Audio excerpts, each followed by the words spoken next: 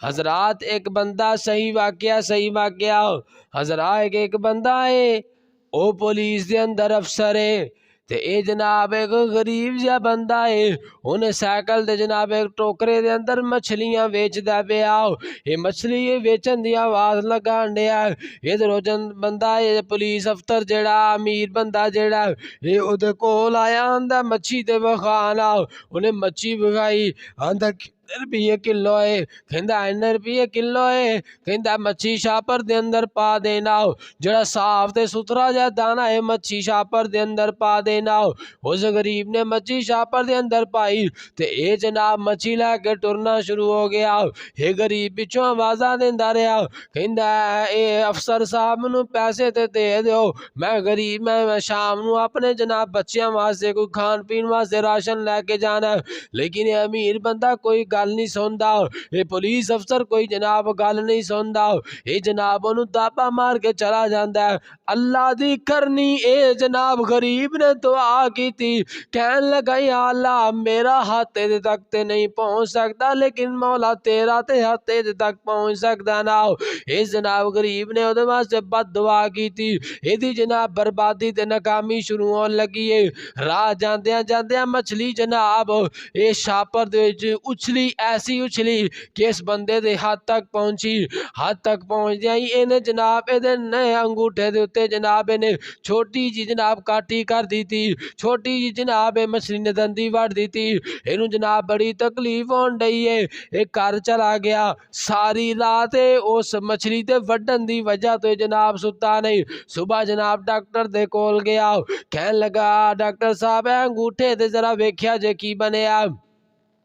अल्लाह अकबर अंगूठे ते वेख्या जे जनाब की बनया हे उन्हें डॉक्टर ने वेख्या उन्हें आख्या जनाब अंगूठे ते जख्म है जख्म तो रेशा पै गया रेशे ए जनाब जहर दी शक्ल इख्तियार कर गया अगर तुसा अंगूठा होना ना वडाया ए जनाब जहर हाथ दे अंदर फैल जाएगा अल्लाह अकबर कबीरा इन्हें जनाब सुबह अपना अंगूठा जनाब वडा दिता अंगूठा जनाब लवा दिता ये जनाब अपने काम ते चला गया सारा दिन तकलीफ के अंदर गुजारिया शाम नू फिर आया ये जनाब रात पई इनू नींद नहीं आई आराम ते चैन नहीं ना है ये सुबह अगले दिन फिर गया कहने लगा डॉक्टर साहब अंगूठा भी ला दिता है लेकिन दर्द रुकन का नाम नहीं लैन दई डॉक्टर साहब ने ना फिर चेक किया कहन लगे जनाब तुहाडा हाथ लाना पेगा ये सारा जहर हाथ दे अंदर फैल गया है ना अल्लाह अकबर कबीरा हजरात ने गरीब दे नाल जुल्म कीता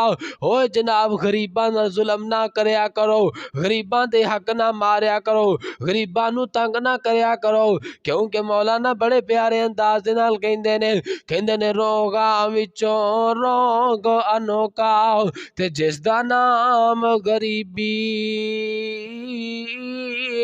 ओए जनाब गुरबत ऐसा दुखे कि जनाब जेड़े चौधरी ना गरीबां नू कुछ नहीं समझदे है गरीबां नू अपनी शादियां दे अंदर नहीं आउण देंदे गरीबां नू अपने रिश्ते नहीं देंदे अपने किसी बच्चे या बच्ची दा रिश्ता नहीं देंदे ओए गरीबां नू परे पंचायत दे अंदर नहीं बिठाया जांदा गुरबत ऐसा दुख है ये जनाब मुआशरे दे अंदर लोग इनू जनाब हकीर समझदे ने अल्लाह अकबर ये जनाब इनू शादी को रिश्ता देंदा भी नहीं इन्हां गरीबां नू जनाब शादियां ते सादा भी कोई नहीं कि गरीब ने आके की देना इस वास्ते फरमांदे रोगां विचों रोग अनोखा दुखां विचों दुख अनोखा ते जिस दा नाम गरीबी कंड करके कोलों लंघ जांदे ते रिश्तेदार खरीबी असी किसी दे कुछ नहीं लगदे अमीर की कहंदे ने असी किसे ते कुछ नहीं लगदे ते ना कोई साडा दर्दी ते सौ कड परदेस ने सुटिया ते जिवें रब सोने दी मर्जी अल्लाह अकबर हजरात बात किते दूर ना चली जाए ये जनाब अगला दिन होया ते आके कहंदा हे डॉक्टर साहब मेरा हाथ ते वेखो ना कहन लगे जनाब तुहाडा हाथ उतारना पेगा वरना सारा जहर जेड़ा बाजू के अंदर फैल सकता है। उन्हें के हाथ ला दो, दर्द तो मेरी जान छुड़ाओ। हाथ जनाब उतार दिता गया। ये दिन ना अपने फिर काम ते चला जाता है। ਕੰਮ ਤੇ चला गया, सारा दिन भी दर्द ते सुकून ते आराम ते चैन नहीं ना।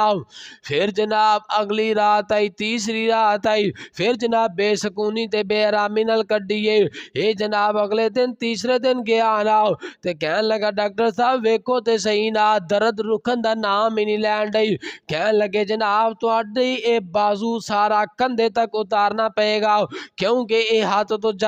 हाथ तो जहर सरायत करके बाजू के अंदर चला गया। अगर बाजू ना उतारिया गया ये जिसम के अंदर जहर फैल सकता है ना। अल्लाह अकबर, अल्लाह अकबर कबीरा। ਇਹਦਾ बाजू भी सारा उतार दिता गया। ये चौथा दिन होया जनाब काम के अंदर चला गया। शाम हुई दर्द फिर नहीं रुक गई। वो अंगूठे तो हाथ, हाथ तो बाजू उतार दिता गया, लेकिन इन्हें गरीब ना जुल्म किया, वो जुल्म ते नहीं ना रुक सकता, ओदी बददुआ ते नहीं ना रुक सकती। जग्गां ते पीर रब दे हबीब अलैहिस्सलातु वस्सलाम ने फरमाया अल्लाह तिन्ना बंदियां दी दुआ नू रद्द नहीं करते। एक मजलूम है उन्हां विचों इस मजलूम ने उहदे वास्ते बददुआ कीती, कबूल हो गई, उहदे वास्ते नाकामी ते बर्बादी जनाब शुरू हो गई है ना। ते चौथा दिन होया ना, ये फिर गया डॉक्टर साहब दे कोल, कहन लगा डॉक्टर साहब सारा कुछ लवा दिता ते दर्द फिर नहीं आउण डई। ते डॉक्टर साहब कहन लगे यार इंज दा मरीज ते पहला कदी नहीं आया, इस वास्ते तू कोई गलती की है, तू कोई गुनाह किया है जिदी सजा तेन मिलती पई। पहला तो बड़ा जनाब गुस्से के अंदर आया, फिर उन्होंने क्या सोचते सही किसी ने जुल्म ते नहीं किया, सोच अंदर पै गया। कहने लगा वाकई मैं मछली वाले को जुल्म करके मछली ले सी, है बंदा गरीब सी।